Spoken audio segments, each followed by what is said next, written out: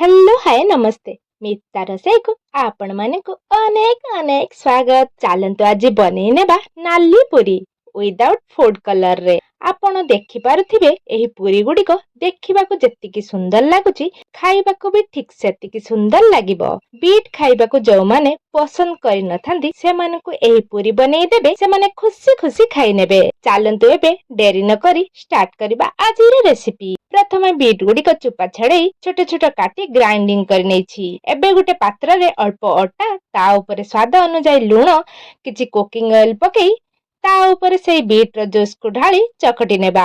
चकटी एमिति गोला बनै नेबा। तापरे सेई गोलारु छोट छोट पुरी भलिया गोला करि नेबा।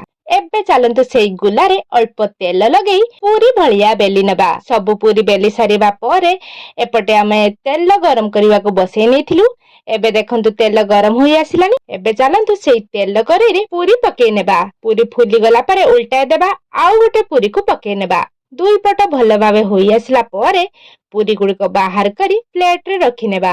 एही प्रोसेस रे सबु पूरी गुडी को आमे बनै नेबा। एबे देखंतु हमर रेडी होई गला बीट पूरी बा नाली पूरी। रेसिपी टी आपनको पसंद आसिले प्लीज मो चैनल को लाइक शेयर एंड सब्सक्राइब कर देबे। Thanks for watching.